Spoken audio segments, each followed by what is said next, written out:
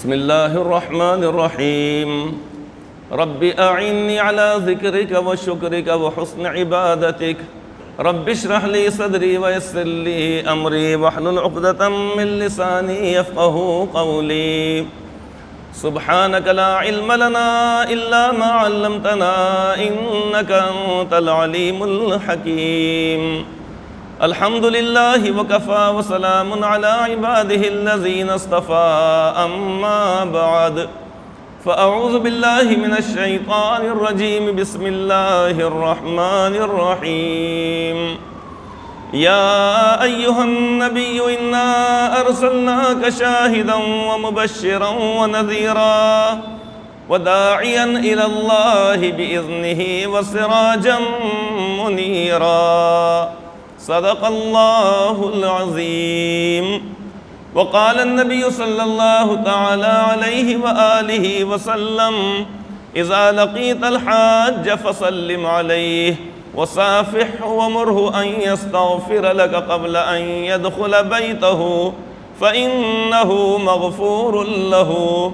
أو كما قال عليه الصلاة والسلام۔ بزرگان محترم اور معزز حاضرین کرام، یہ مبارک مہینہ جو چل رہا ہے اور جو چند گھنٹوں بعد مکمل ہو جائے گا، ممکن ہے آج اگر چاند دکھائی اگر دے تو پھر اس صورت میں مغرب کے بعد سے ہی اس مہینے کا اختتام ہو جائے گا اور نئے مہینے یعنی ماہ محرم الحرام کا افتتاح ہو جائے گا اور یہ اس کا آغاز ہو جائے گا۔ اور بالفرض اگر چاند اگر آج نہیں دکھائی دیتا ہے، آج جیسا کہ 29 ہے ذی الحجہ کی، تو کل تو انشاءاللہ تعالی یقینی طور پر یہ ماہ مبارک مکمل ہو جائے گا اور کل رات سے ہی یا مغرب بعد سے ہی انشاءاللہ تعالی محرم الحرام کا مہینہ شروع ہو جائے گا۔ یہ مہینہ جو چل رہا تھا، جو اب قریب الختم ہے، یہ مہینہ اس مہینے کا نام ہی ہے ذی الحج یعنی حج والا مہینہ، کہ اللہ تبارک و تعالیٰ کی ایک عبادت، اللہ تعالیٰ کی وہ بندگی یا اللہ تبارک و تعالیٰ کے ایک فریضے کو اس میں پورا کیا جاتا ہے۔ اور جو فرائض اسلام میں جس کا شمار ہوتا ہے، مثلا نماز، روزہ، زکوٰۃ اور حج، حدیث پاک میں جو فرمایا گیا ہے کہ اسلام کی بنیاد 5 چیزوں پر ہے، کلمہ طیبہ کے بعد اب نماز، روزہ، زکوٰۃ اور حج۔ تو اللہ تبارک و تعالیٰ کی یہ عبادت اور بندگی جو کی جاتی ہے، عمر میں ایک مرتبہ یا زندگی میں ایک مرتبہ اللہ رب العزت نے اپنے تمام ایمان والے بندوں پر ایک مرتبہ اس کو فرض فرمایا ہے۔ ہر اس شخص پر جو صاحب استطاعت ہو، جس کے پاس اتنا روپیہ پیسہ یا مال و زر ہو کہ وہ حج کو جا سکتا ہے، آ سکتا ہے، اس کے پاس ضروری اخراجات موجود ہیں، اور اس کے زیر کفالت جتنے بھی لوگ ہیں، چاہے وہ والدین ہوں، بھائی بہن ہوں، بیوی بچے ہوں، تو ان کے واپسی تک کا اس کے پاس سارا انتظام موجود ہے۔ تو ایسے شخص کے اوپر حج کرنا فرض ہو جاتا ہے، جیسا کہ اللہ تبارک و تعالیٰ کا فرمان ہے وَلِلَّهِ عَلَى النَّاسِ حِجُّ الْبَيْتِ مَنِ اسْتَطَاعَ إِلَيْهِ سَبِيلًا، اور اللہ تبارک و تعالیٰ کی رضا اور اللہ تعالیٰ کی خوشنودی کے لیے لوگوں پر بیت اللہ شریف کا ارادہ کرنا، بیت اللہ شریف کو جانا یعنی حج کرنا یہ فرض ہے۔ اس آیت پاک میں اللہ تبارک و تعالیٰ نے حج کی فرضیت کو بیان فرمایا ہے۔ متعدد احادیث پاک میں اس کا حدیث پاک میں ذکر آیا ہے، حج کرنے کے فضائل آئے ہیں، باوجود حیثیت ہونے کے اگر نہ کرے تو سخت ترین وعید بیان کی گئی ہے۔ اس لیے ہم ابھی سے ہم یہ ارادہ کریں کہ انشاءاللہ تعالی ہم آئندہ حج کریں گے، چاہے ہمارے پاس استطاعت نہ ہو، 1 روپیہ بھی ہمارے پاس نہ ہو، لیکن انسان نے نیت کرنا اور اللہ تبارک و تعالیٰ سے دعا کرنا چاہیے۔ یہ وہ چیز ہے کہ جس میں انسان کو کوئی خرچ نہیں آتا ہے، کوئی مشکل نہیں پیش آتی ہے۔ تو انسان اس طریقے سے اللہ تبارک و تعالیٰ سے دعا کرے اور اپنی حیثیت کے مطابق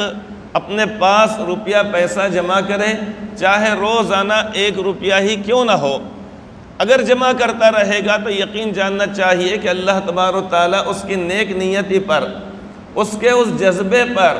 اس کے اس تڑپ پر اور اس کے اس لگاؤ پر اور اس کی وہ چاہت پر اللہ تبارک و تعالیٰ ضرور اس کے لیے ایسے اسباب مہیا فرمائیں گے کہ جو اس کے وہم و گمان میں بھی نہیں، اور انشاءاللہ تعالی وہ حج کرے گا اور حرمین شریفین کی زیارت وہ کر کے ضرور آئے گا۔ اس لیے ہم اگر کسی بنا پہ اگر نہیں جا سکے، مالی حیثیت نہ ہونے کی وجہ سے، یا اسی طریقے سے ہم پر حج فرض نہیں تھا، یہ پہلے حج ادا کر لیے، لیکن اس کے باوجود ہم نے اللہ تبارک و تعالیٰ سے دعا کرنا اور اپنی استطاعت کے مطابق ہم نے پیسے جمع کرنا چاہیے۔ ٹھیک ہے، ایک مرتبہ ہم نے فریضے کو ادا کر لیا، لیکن اس کے بعد بھی جانا چاہیے جب اللہ رب العزت نے ہم کو مالی حیثیت عطا فرمائی ہے۔ بہرحال اب یہ مہینہ اب ختم ہونے والا ہے مہینہ، اب اس صورت میں ہم کو کیا کرنا چاہیے اس سے آپ کو انشاءاللہ تعالی بتلایا جائے گا۔ اس بات کو ذہن میں رکھا جائے کہ آخرت میں وہاں پر دو ہی مقامات، دو ہی جگہ ہیں، جیسا کہ قرآن کریم اور احادیث پاک میں اس کا ذکر ہے، اور اس سے پہلے وہ بات کئی مرتبہ بتلائی جا چکی ہے۔ ایک ہے جنت اور دوسری ہے جگہ ہے وہ جہنم۔ جنت میں اللہ تبارک و تعالیٰ کے وہ بندے جائیں گے جو اللہ تبارک و تعالیٰ پر ایمان لے کر آئیں گے، اور ایمان پر ہی ان کا خاتمہ ہوگا۔ ایمان پر خاتمہ ہونا ضروری ہے، اسی لیے قرآن کریم کے اندر وہ دعا بھی بتلائی گئی ہے، ربنا لا تزغ قلوبنا بعد اذ ہدیتنا وہب لنا من لدنک رحمہ انک انت الوہاب۔ اس آیت پاک میں اللہ تبارک و تعالیٰ سے یہ دعا کرنے کا طریقہ بتلایا گیا ہے کہ اللہ تبارک و تعالیٰ سے دعا یہ کرو کہ یا اللہ جب آپ نے ہم کو ہدایت سے نواز دیا، آپ نے جب ہم کو راہ مستقیم پر جب ہم کو چلا دیا، تو یا اللہ آپ ہم کو زندگی بھر اس کے اوپر قائم رکھیے۔ یہ دعا کرنا چاہیے۔ حضرت رسول اکرم صلی اللہ علیہ وسلم اللہ تبارک و تعالیٰ سے دعا یہ فرمایا کرتے تھے کہ یا اللہ آپ میرے دل کو ایمان کے اوپر جمائے رکھیے، اللہم ثبت قلبی علی دینک۔ یا اللہ میرے دل کو آپ اپنے آپ ایمان کے اوپر جمائے رکھیے۔ جب پوچھا گیا ام المؤمنین سیدہ حضرت عائشہ صدیقہ رضی اللہ عنہ سے کہ یا رسول اللہ کہ آخر آپ ایسی دعا کیوں مانگتے ہیں، تو آپ نے فرمایا کہ عائشہ ان القلوب بین اصبعین من اصابع الرحمن یقلبها کیف یشاء او کما قال علیہ السلام۔ آپ نے فرمایا کہ لوگوں کے دل اللہ تبارک و تعالیٰ کی دو انگلیوں کے بیچ میں ہے۔ ہم کو اس بات سے منع کیا گیا کہ ہم وہ اپنے انگلیوں کو دیکھیں اور انگلیوں کو پھرانے لگیں، یا انگلیوں کی جانب دیکھنے لگے اور یہ تصور کرنے لگے کہ شاید اللہ تبارک و تعالیٰ کی بھی جو انگلیاں ہیں وہ اسی طریقے سے ہے۔ ایمان لانا، یقین کرنا ضروری ہے جو بھی اللہ تبارک و تعالیٰ کے شان ہو۔ تو آپ نے فرمایا کہ ان القلوب بین اصبعین من اصابع الرحمن، کہ بے شک قلوب یا لوگوں کے دل اللہ تبارک و تعالیٰ کی دو انگلیوں کے بیچ میں ہے، یقلبها کیف یشاء، اللہ تبارک و تعالیٰ جب چاہتے ہیں جیسا چاہتے ہیں ان کو پھیر دیتے ہیں۔ بعض مرتبہ ایسا بھی ہوتا ہے کہ انسان کے دل کے اندر ایک اچھائی کا جذبہ پیدا ہوتا ہے، نیکی کرنے کا جذبہ پیدا ہوتا ہے، 2 رکعت نماز پڑھنے کا جذبہ ہوتا ہے، صدقہ و خیرات کرنے کا جذبہ پیدا ہوتا ہے، لیکن گھنٹے 2 گھنٹے کے بعد 2-4 دن گزرنے کے بعد وہ کیفیت ختم ہو جاتی ہے۔ اس لیے علماء کرام نے بات کہی ہے کہ جیسے ہی دل میں یہ داعیہ اور جذبہ پیدا ہو کسی نیک عمل کا، تو اس کے اندر دیر نہیں کرنا چاہیے، اس کے اندر تاخیر نہیں کرنا چاہیے کہ میں فلاں غریب کی مدد کروں گا، فلاں اس کے اندر ایصال ثواب پیسہ میں لگاؤں گا، یا اسی طریقے سے فلاں ضرورت مند کے ساتھ یہ اچھا برتاؤ کروں گا، اس کی مالی امداد کروں گا۔ اب اس صورت میں انسان کے دل کے اندر ایک جذبہ پیدا ہوا، اس وقت ہی اس کو کر گزرنا چاہیے۔ بعد میں مسائل، ہجوم، اور اسی طریقے بعد میں تو مسائل کا انبار لگ جاتا ہے، بعد میں انسان کی نیت خراب ہو جاتی ہے، ارے یہ تو بعد میں خیر میں کروں گا، لیکن ایسا کرتے ہیں جب تک یہ جائیداد خرید لیں گے،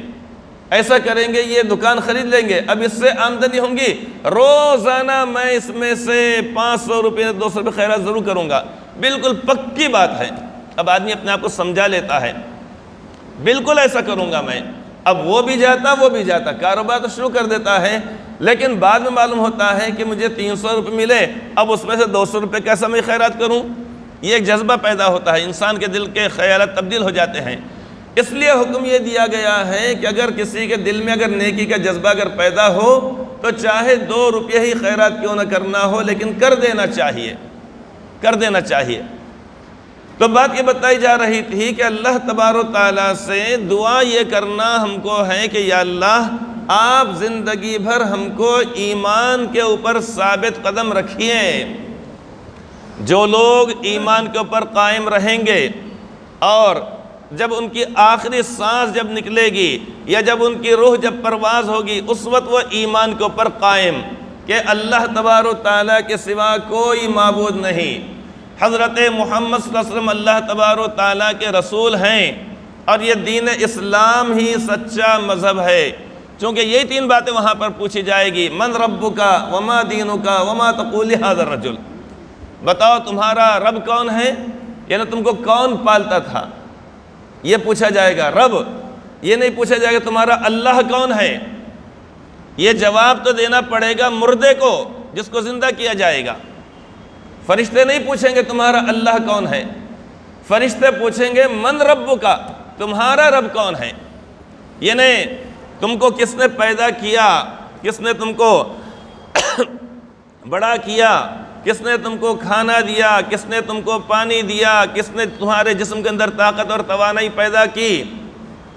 اور کس نے تم کو سمجھ بوجھ عطا فرمائی۔ اب یہ سارے سوالات اس ایک سوال کے اندر آ گئے۔ ایک سوال کے اندر ہزاروں سوالات ہیں یہ۔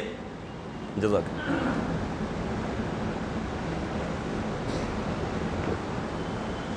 یہ جب پوچھا جائے گا من ربک، بتاؤ تمہارا رب کون ہے، اب اس کے اندر ساری چیزیں آ گئی، اس کے اندر کہ تمہاری آنکھوں کے اندر دیکھنے کی صلاحیت کس نے پیدا کیا، تمہارے پیروں کے اندر چلنے کی صلاحیت کس نے پیدا کیا، تمہارے سینے میں دل دھڑکتا ہوا دل کس نے رکھا، تمہارے جسم کے اندر کس نے خون کو گرم خون کو دوڑایا۔ اب یہ سارے سوالات اس کے اندر آ گئے، تفصیل سے نہیں پوچھا جائے گا، صرف ایک سوال من ربک، بتاؤ تمہارا رب کون ہے۔ اب واقعتاً اگر وہ ایمان پر خاتمہ ہوا تو وہ فوراً کہے گا ربی اللہ، اللہ میرا رب ہے۔ اس کو وہاں چٹھیوں کی ضرورت نہیں پڑے گی، سرپرستوں کی ضرورت نہیں پڑے گی، آ کر لکھانے کی ضرورت نہیں پڑے گی۔ 10ویں 12ویں کے بچے جس طریقے سے بیٹوں سے زیادہ باپوں کو فکر ہوتی، کیسی ہوائیاں چہروں کے پر چلتی ہے، ادھر سے ادھر سے یہ کھڑکی میں سے چٹھی پھینکوں کہ وہاں سے کتاب پھینک دوں، کہ وہاں سے یہ کروں، ادھر سے یہ کروں، ادھر سے وہ کروں، ادھر سے وہ کروں، دیکھنے کا رہتا ہے اس موقع پر۔ کیوں بھائی کیا بات، کیسا کیا نہ ہوا، ولیمے میں آئے کیا، ارے نہیں جی حضرت کیا لگائے، کیا کہ ولیمہ یہاں پہ، بچہ 10ویں میں ہے ہمارا، تو تم اتنے کیوں پریشان ہوئے، گھبرا رہے کیوں، ارے بچہ کیا لگا بولا کہیں کہ پڑھا نہیں، میرے کو سے زیادہ محنت کرنا پڑ رہا ہے کہ نہیں ہے۔ پھر کہاں پہ سوالات کو حل کرنا ہے، کون سے ٹیچر کے پاس جا رہے ہیں، کون سی بند مٹھی دینا ہے، بند مٹھی سوالات کی۔ اب وہ ساری فکریں باپ کو رہتی ہیں، بچہ 10ویں میں ہے، بچہ 12ویں میں ہے، اب وہاں پر فکریں باپ کو ہے، بیٹے کو کوئی فکر نہیں، باپ وہاں سے بھیج دینے والے ہیں، کس کے بھی ہاتھ سے کوئی بھی بھیج دینے والے ہیں، دیکھ کے لکھ لینے کا ہے، یہاں کوئی آنے جانے والا نہیں ہے، بے فکر سکون سے ہے بچہ، امتحان دے رہا۔ مگر قبر کے اندر وہاں پر جب لوگ جب جائیں گے، حدیث پاک میں آتا ہے کہ ان کے کھڑاوے اور ان کے چپلوں اور جوتوں کی آواز کو مرنے والا سنتا ہے، اس کو بٹھا دیا جاتا ہے۔ جو قبر میں جو لگاتے ہیں نا برگے جو لگاتے ہیں وہ اسی واسطے لگاتے ہیں، اس کا مطلب نہیں کہ برگے نہیں لگائے تو مردہ ویسے سوتے پڑا رہے گا، اس کو اٹھنا ہی اٹھنا ہے، ہر حال میں اس کو اٹھنا ہے۔ لیکن ہوتا یہ ہے کہ برگے بس ٹیڑے ٹیڑے یوں لگا دی، نیچے ادھر مردہ ہے، اب ادھر مردہ ہے، اب اس کے بعد اس کو بٹھا دیا جاتا ہے، اور وہ سمجھ جاتا ہے کہ اب یہ لوگ مجھے دفن کر کے چلے جا رہے ہیں، ان کے چپل جوتوں کی آواز کو سنتا ہے، اور اتنی دیر میں وہاں پر آ کے سوال آتے ہیں من ربک، بتاؤ تمہارا رب کون ہے۔ اب وہاں پر چٹھی کی ضرورت نہیں، وہاں پر سرپرستوں کی ضرورت نہیں، فوری طور پہ وہ کہہ دے گا ربی اللہ، ارے میرا رب تو اللہ تعالیٰ ہے۔ اب دوسرا سوال ہوگا وما دینک، بتاؤ تمہارا دین کیا ہے، تم کس مذہب کے ماننے والے تھے؟ دنیا میں تو بہت سارے مذاہب تھے لیکن تم کس کے اوپر قائم تھے؟ وہ فوراً کہہ دے گا دین الاسلام، میرا مذہب تو اسلام ہے۔ اب تیسرا سوال ہوگا وما تقول لہذا الرجل، کہ تو ان کے بارے میں کیا کہتا ہے؟ بعض علماء کرام نے بات لکھی ہے کہ اس شخص کے اور حضرت سرکار دو عالم صلی اللہ علیہ وسلم کے درمیان جتنے بھی قبر کے اندر جو پردے حائل ہیں زمین کے اندر، وہ سارے ہٹا دیے جائیں گے، اور وہ دیکھے گا آپ کو، اور فرشتے پوچھیں گے بتاؤ تم ان کے بارے میں کیا کہتے ہو، ان کے بارے میں کیا کہتے ہو؟ اگر واقعتاً وہ توحید اور رسالت کا قائل تھا اور ایمان پر خاتمہ اس کا ہوا، اب اس صورت میں کہے گا اشہد ان محمدًا عبدہ ورسولہ، میں گواہی دیتا ہوں کہ آپ بے شک اللہ تبارک و تعالیٰ کے بندے اور اللہ تعالیٰ کے رسول۔ بس ختم، سوالات ختم ہو گئے، جوابات اس نے دے دیا۔ اب قبر کو کشادہ کر دیا جائے گا، جنت سے وہاں کی کھڑکیاں کھول دی جائیں گی، ٹھنڈی ٹھنڈی ہوا اور خوشبو آنا شروع ہو جائے گی، اور روزانہ اس کو صبح شام جنت اور جہنم کا ایک ایک ٹھکانہ بتایا جائے گا۔ کہا جائے گا اگر تیرا خاتمہ ایمان پر نہیں ہوتا تو تجھے یہاں پہ جلنا پڑتا ہمیشہ ہمیشہ کے لیے، اور تو چونکہ ایمان پر خاتمہ ہوا لہٰذا تجھے اب یہ جنت ملنے والی ہے۔ اب اس کو دیکھ کر وہ خوش ہوتا اور اس کو دیکھ کے اللہ کا شکر ادا کرتا، یا اللہ آپ کا لاکھ لاکھ شکر ہے کہ میرا خاتمہ ایمان پر ہوا۔ تو بات یہ کی جا رہی تھی کہ انسان وہ کامیاب ہوگا کہ جس کا خاتمہ ایمان پر ہوگا، اور آخرت میں دو ہی مقامات، دو ہی ٹھکانے ہیں۔ اس لیے اللہ رب العزت فرماتے ہیں فَمَنْ زُحْزِحَ عَنِ النَّارِ وَأُدْخِلَ الْجَنَّةَ فَقَدْ فَازَ وَمَا الْحَيَاةُ الدُّنْيَا إِلَّا مَتَاعُ الْغُرُورِ۔ اللہ تعالیٰ فرماتے ہیں کہ جس شخص کو دوزخ سے بچا لیا گیا، فَمَنْ زُحْزِحَ عَنِ النَّارِ، جس شخص کو دوزخ سے بچا لیا گیا، وَأُدْخِلَ الْجَنَّةَ، اور اسے جنت میں داخل کر دیا گیا، فقد فاز، بے شک وہ شخص کامیاب ہو گیا۔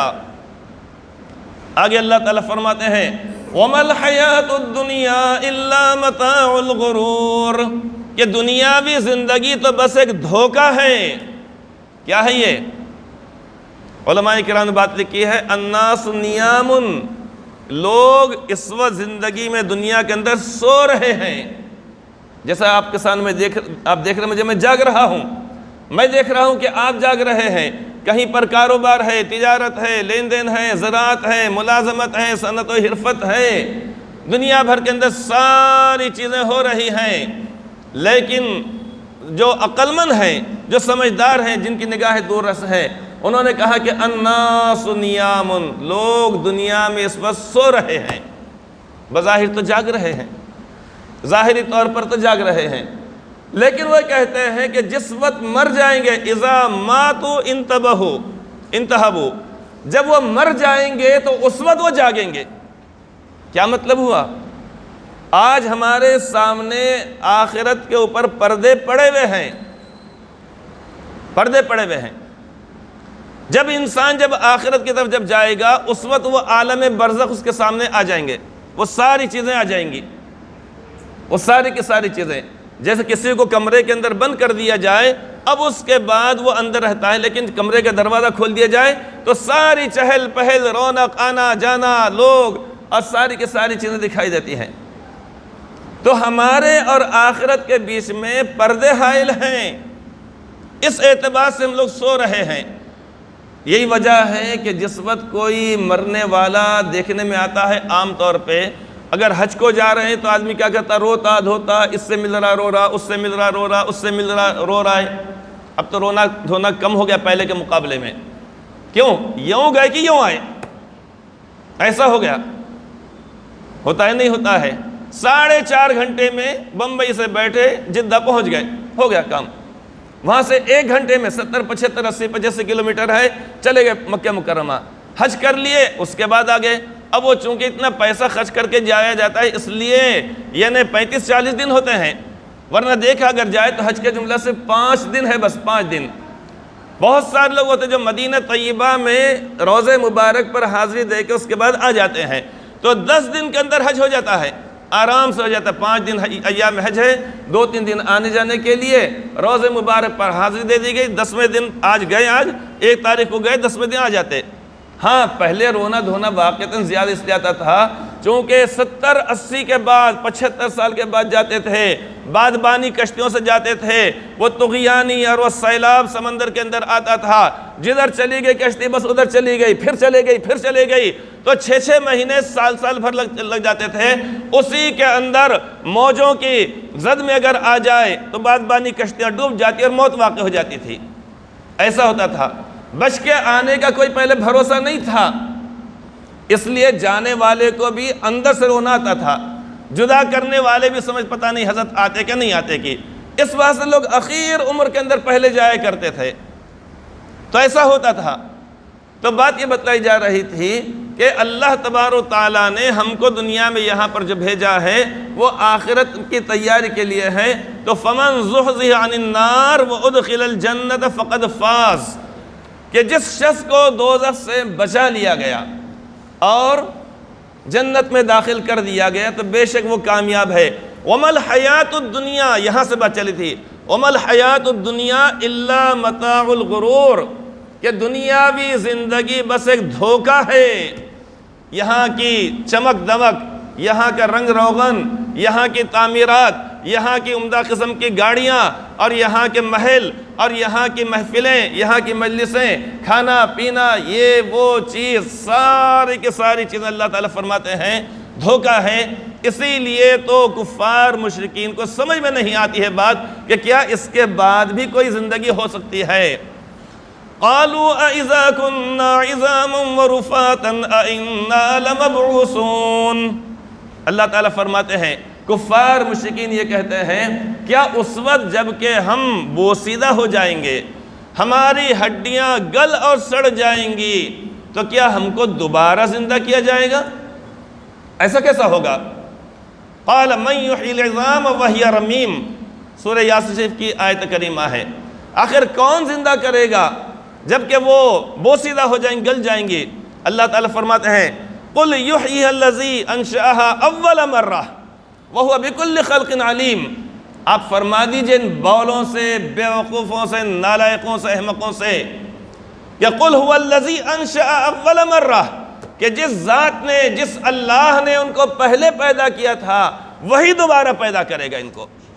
دوبارہ وہی پیدا کرے گا. کیا انسان کے دنیا میں آنے سے پہلے کوئی نقشہ موجود تھا؟ اب جیسے یہ مسجد ہے، یہ جھومر ہے، لائٹ ہے، پنکھا ہے، ٹیوب ہے، اب یہ پہلے سے ایک جھومر ہے، اس کے بعد لوگ اس کے اندر ترمیم کر کے اور جھومر بناتے ہیں. یہ پنکھا ہے، چھوٹا کر دیے، بڑا کر دیے، سائز بدل دیے اس کا اور رنگت اس کے الگ کر دیے. ایک نقشہ سامنے موجود ہے، لیکن بعد میں بنانا بہت زیادہ آسان ہے. تو اللہ تبارک و تعالیٰ کی ذات عالی تو وہ ہے بدیع السماوات والارض، کہ اللہ تبارک و تعالیٰ نے بغیر کسی نشانی اور بغیر کسی نمونے کے آسمان و زمینوں کو پیدا فرمایا ہے. گزشتہ میں یہ بات بتلایا تھا آخر میں کہ میں انشاءاللہ تعالی جمعہ کے اندر آپ کو بتلاؤں گا کہ اللہ رب العزت نے زمین کو پیدا فرمایا، پھر اس کے اوپر زمین جب تھر تھرانے لگی پہاڑوں کو پیدا فرمایا، پھر بات وہ نامکمل ہی رہ گئی تھی، آج بتلانا تھا. لیکن آج میں دوسری بات اس لیے بتلا رہا ہوں کہ چونکہ اب یہ مہینہ ختم ہو رہا ہے یعنی ذی الحجہ کا، اور ان حضرات کی جو بیت اللہ شریف گئے تھے اور اسی طریقے جو مدینہ طیبہ گئے تھے، اللہ تعالیٰ ان کے سفر کو آسان فرمائے، قبول فرمائے. ہم سب کو بھی قیامت تک کے آنے والوں کو اللہ تعالیٰ بار بار نصیب فرمائے. تو چونکہ ہم کو حدیث پاک میں ایک چیز کا حکم دیا گیا، اس لیے آج ان باتوں کو میں موقف کر کے، چونکہ ان باتوں کو بعد میں بتایا جا سکتا، اب چونکہ ان کی آمد ہے اس موقع پر ہم کو کیا کرنا ہے اس کو پہلے بتلایا جا رہا ہے. مہمان جو ہوتے ہیں بہت خصوصی مہمان ہوتے ہیں، بعض مرتبہ ان کو جلدی سے جانا ہے رات میں گاڑی سے، تو اپنے جو شہر کے جو مہمان ہیں دعوت میں آئے ہوئے پہلے ان کو رک جائے، تھوڑا رک جائیے. آپ لڑکے والے آئے ہیں، لڑکی والے ہیں، ان کو جانا ہے، ہوتا ہے نہیں ہوتا ہے، فلاں ہیں بھی، یہ ہے وہ ہیں، اسی طریقے سے اگر کوئی گاڑی اگر ایکسپریس اگر آ رہی اگر ہے تو پیسنجر ٹرین کو روک دیا جاتا ہے، تھوڑا بازو ہٹ جاؤ، ادھر ہٹ جاؤ، دوسری گاڑی آ رہی ہے، ہاوڑا ایکسپریس آ رہا ہے، اب تھوڑا اس کو روک دیا جاتا ہے، چلیے سبھی سے گزارش ہے کہ زیادہ سے زیادہ امداد فرمائے۔ تو ابھی ہے تو یہ نا اس بات کو وہ بھی انتہائی اہمیت کے حامل ہے، حدیث پاک میں فرمایا گیا ہے، ہر حدیث پاک خواہ چھوٹی ہو یا بڑی بڑی اہمیت کی حامل ہوتی ہے، لیکن چونکہ اس موقع پر ہم کو حکم دیا گیا ہے اس لیے اس بیان کو یا اس بات کو موقوف کر کے اس بات کو میں بتلا رہا ہوں۔ کیا بات ہے وہ؟ حدیث پاک میں آپ نے ایک بات ارشاد فرمائی ہے، آپ نے فرمایا کہ الحاج والعمار وفد اللہ ان دعوہ اجابہم وان استغفروہ غفر لہم او کما قال علیہ الصلاۃ والسلام۔ آپ نے فرمایا کہ حج کرنے والے اور عمرہ کرنے والے سبھی حضرات سے گزارش ہے کہ زیادہ سے زیادہ امداد فرمائیں۔ تو الحاج والعمار فرماتے ہیں جو لوگ حج کرنے والے ہیں، یعنی جنہوں نے حج کیا اور جو عمرہ جنہوں نے ادا کیا، آپ فرماتے ہیں کہ وفد اللہ، وہ اللہ تبارک و تعالیٰ کا وفد ہیں۔ کسی بھی ملک سے ترجمانی کے لیے دوسرے ملک کو اچھے لوگوں کو جو ذہین ہوتے ہیں، جو حاضر جواب ہوتے ہیں، کہ اگر ان کے پاس آ کے اگر ٹی وی والے چینل والے اگر کوئی سوال اگر کرے الٹا پلٹا الٹ پلٹ تو فوری طور پہ حاضر جوابی صحیح جواب دے دے، ورنہ وہ سوال ایک کر رہے ہیں، یہ بولا ہے تو ادھر ادھر بغلیں جھانک رہا ہے تو بڑا مشکل مسئلہ ہو جاتا ہے، ملک کے لیے رسوائی کا سبب بنتا ہے۔ تو انتہائی ذہین، انتہائی ہوشیار، انتہائی سمجھدار اور ظاہری طور پر بھی دیکھنے دکھانے میں اچھے جو لوگ ہوں ان کو کسی ملک کا نمائندہ بنا کر کسی ملک کو بھیجا جاتا ہے۔ یہ دنیا کا دستور ہے، سب جگہوں پر ایسے ہی ہوتا ہے۔ جو معاہدے ہوتے ہیں، جو معاملات ہوتے ہیں، دفاعی معاہدے ہیں، دوسرے اور معاہدے ہیں، بہت سارے معاہدے ہوتے ہیں، معاشی طور پر ہوتے ہیں، تو اچھے قسم کے لوگوں کو بھیجا جاتا ہے اور ان کا بڑا اعزاز اور اکرام ہوتا ہے، ان کا استقبال ہوتا ہے، ان کو اچھے آرام دہ جگہوں میں بہترین مقامات پر ان کو ٹھہرایا جاتا ہے۔ کیوں؟ ارے بھائی یہ فلاں ملک کے نمائندے ہیں، یہ وہاں کا یہ وفد آیا ہے۔ تو اللہ تبارک و تعالیٰ کے لاڈلے نبی فرماتے ہیں صلی اللہ علیہ وسلم، آپ نے فرمایا الحاج والعمار وفد اللہ، کہ حج کرنے والے اور عمرہ کرنے والے یہ اللہ تبارک و تعالیٰ کا وفد ہیں۔ کس کا وفد ہیں؟ اللہ تعالیٰ کا۔ یہ نہیں سارے وفود جو دنیا بھر کے اندر ہوتے ہیں جاتے ہیں، یہ ساروں کی کوئی حیثیت نہیں، چونکہ وہ اللہ تعالیٰ کا جو خالق و مالک ہے اور رازق و سمیع و بصیر ہے،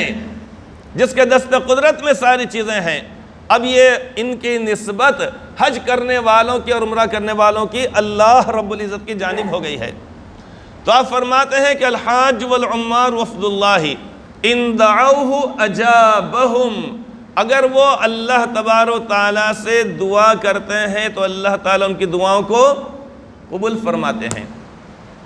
کیوں؟ اس لیے کہ وہ اللہ تعالیٰ کے مقرب ہو گئے ہیں، اللہ تعالیٰ کے محبوب، اللہ تعالیٰ کے پسندیدہ ہو گئے ہیں۔ اب جب وہ ہاتھ اٹھا کے اللہ تعالیٰ سے مانگیں گے، اللہ رب العزت اپنے محبوب کی دعاؤں کو، اپنے پسندیدہ بندوں کی دعاؤں کو اللہ تعالیٰ رد نہیں فرمائیں گے۔ وفد اللہ ان دعوہ اجابہم، اگر وہ اللہ تعالیٰ سے دعا کرتے ہیں تو اللہ تعالیٰ ان کی دعاؤں کو قبول فرماتے ہیں۔ وَإِنِ اسْتَغْفَرُوهُ غُفِرَ لَهُمْ، اور جب وہ اللہ تبارک و تعالیٰ سے مغفرت طلب کرتے ہیں، بخشش چاہتے ہیں، تو اللہ تبارک و تعالیٰ ان کی مغفرت فرما دیتے ہیں۔ یہ مقام اور یہ مرتبہ ان کا اللہ تعالیٰ کے پاس ہوتا ہے۔ چلیے ہمیں ان کے مرتبے اور مقام سے واقفیت ہو گئی، بے شمار ان کے فضائل ہیں، سارے یعنی ان کے محاسن وغیرہ ہیں۔ اب جب وہ آ رہے ہیں، اگر ہم کو پتہ چلے کہ فلاں گاڑی سے وہ آ رہے ہیں، فلاں وقت سے آ رہے ہیں، تو اس دولت کو اور اس نعمت کو حاصل کرنے کے لیے ضرور اسٹیشن تک جانا چاہیے۔ ہاں اگر پتہ چلے کہ بھائی پتہ نہیں وہ آنے والے تو ہیں، لیکن اب پتہ چلا کہ وہ کار سے آنے والے ہیں ہم اندازے پہ چلے گئے ناؤ گھاٹ کے پل پہ، پتہ چلا وہ نگینہ گھاٹ سے آگے، اب وہ کیا کرتے بیٹھیں گے؟ ہم سمجھیں ناؤ گھاٹ سے آ رہے، کیا ہے کہ ناؤ گھاٹ کا پل یہاں کا، بعد میں پتہ چلا ارے وہ نگینہ گھاٹ سے ہی آگے، وہ ادھر سے گاڑی والے لے کر آ گیا، اب کیا کرتے بیٹھیں گے؟ کیا روز یہی کرتے بیٹھیں گے کیا؟ ہاں اگر یہ معلوم ہو کہ ہاں دیوگیری سے آ رہے ہیں، ادھر سے آ رہے، ادھر سے آ رہے، اسٹیشن پر جانا، استقبال کرنے کا حکم دیا گیا ہے، تو آپ فرماتے ہیں کہ اذا لقیت الحاج فسلم علیہ، اس ایک حدیث پاک میں کئی باتیں آپ نے ارشاد فرمائی۔ اذا لقیت الحاج فسلم علیہ، جب تمہاری ملاقات کسی حاجی سے ہو، حاجی سے مراد جو ابھی تازہ تازہ گرم گرم ابھی جو حج کر کے آئیے مراد ہے، ورنہ یہ صف کے اندر ادھر ادھر ہر صف کے اندر ماشاءاللہ ہم کو حجاج کرام ملیں گے، اللہ کا شکر ہے، اللہ سب کو بار بار نصیب فرمائے۔ تو یہاں پر جو فرمایا گیا ہے اذا لقیت الحاج، جب تمہاری ملاقات حاجی سے ہو، یعنی جس نے بس ابھی حرمین شریفین سے اپنے شہر کے اندر ورود کیا آیا ہے وہ شخص، تو آپ فرماتے اذا لقیت الحاج فسلم علیہ، تو تم ان کو سلام کرو۔ اس سے کیا بات معلوم ہوئی؟ ملاقات کے لیے ہم کو خود ان کے استقبال کے لیے جانا ہے، یہ نہیں کہ 8 دن بعد ارے کب آ گئے، 8 دن ہو گئے، ارے مجھے بولے ہی نہیں نا، تمہیں آتا تھا نا، تو حاجی صاحب اطلاع کیا نہیں ہے کہ میں آ رہا ہوں بول کر، یہ نہیں، بلکہ ہم خود ان کے متعلقین سے معلوم کریں بھئی کب آ رہے، کون سی گاڑی سے آ رہے، قطعی یقینی بات کون سی گاڑی سے آنے والے ہیں، تو تبھی تو ہم جا کے اس پر عمل کریں گے۔ اب ہم جائیں گے ملاقات کے لیے، تو اذا لقیت الحاج سے پتہ چلا کہ خود ہم ملاقات کے لیے جائیں۔ اس کے بعد آپ فرمائیں فسلم علیہ، کہ سلام کرنے میں ہم پہل کریں، یہ نہیں کہ حاجی صاحب ڈبے میں سے کھڑے السلام علیکم یوں ایسا لیڈر لوگ کرتے نہیں کیا، ایسا ہاتھ گھماتے رہتے، تو ڈبے میں سے ایسے نہیں، بلکہ ہم خود کیا کریں گے؟ سلام کریں گے، السلام علیکم یہ کہیں گے۔ اذا لقیت الحاج فسلم علیہ وصافحوا، آپ فرماتے ہیں اور ان سے مصافحہ کرو، وقت ہو رہا ہے اس لیے جلدی جلدی بات نمٹا رہا ہوں میں۔ وَمُرْهُ، اور ان کو حکم دو، یعنی ان سے گزارش کرو، ان یستغفر لک، کہ تمہارے لیے اللہ تبارک و تعالیٰ سے بخشش کی مغفرت کی دعا کریں۔ آپ فرماتے ہیں قبل ان يدخل بیتہ، ان کے گھر میں قدم رکھنے سے پہلے، یہ وقت بتلایا گیا یہاں سے یہاں تک، جب میں اس سے پہلے بتلایا تھا نا کہ گھر کا جو ٹیکس ہوتا ہے، نل کا ٹیکس ہوتا ہے، اس کی مدت اتنے بھریں گے تو اتنے آپ کو چھوٹ مل جائیں گی، اور وہاں بھریں گے تو بعد میں جرمانہ بھی لگ سکتا ہے۔ وَمُرْهُ أَن يَسْتَغْفِرَ لَكَ، اور ان سے گزارش کرو کہ تمہارے لیے دعائے مغفرت کریں۔ آپ فرماتے فَإِنَّهُ مَغْفُورٌ لَهُ، کیونکہ ان کی مغفرت کر دی گئی۔ یہ بات حدیث پاک میں فرمائی گئی ہے، جس کی مغفرت کر دی گئی وہ دوسرے کے لیے اگر کرے گا اگر دعا تو قبول ہوگی۔ جو صدر جمہوریہ وزیر اعظم ہے اگر وہ کسی کی سفارش کے تو قبول ہوگی، اور جس کے اوپر 56 جرائم ہے، تہاڑ جیل کے اندر سزائیں کاٹ رہا ہے، اس کی کوئی سفارش قبول ہوتی کیا؟ کتنا اونچا مقام ہے ان کا، کتنا اونچا مقام ہے ان کا، ہر ایک تھانے میں ہے نام ان کا، اب ایسا شخص اگر سفارش کرے گا سفارش قبول ہونے والی ہے کیا؟ تو حدیث پاک میں فرمایا گیا ہے کہ ان کی مغفرت ہو گئی، لہٰذا حجاج کرام آئیں گے، اس لیے ہم اس کا اہتمام کریں کہ جا کر اسٹیشن پر استقبال کرنا، استقبال کا مطلب گل پوشی اور شال پوشی نہیں ہے، بلکہ بس جا کے ملاقات کرنا، سلام کرنا، مصافحہ کرنا اور دعا ان سے درخواست کرنا مغفرت کے لیے۔ اللہ تعالی ہم سب کو حرمین شریفین کی زیارت بار بار نصیب فرمائے، آمین۔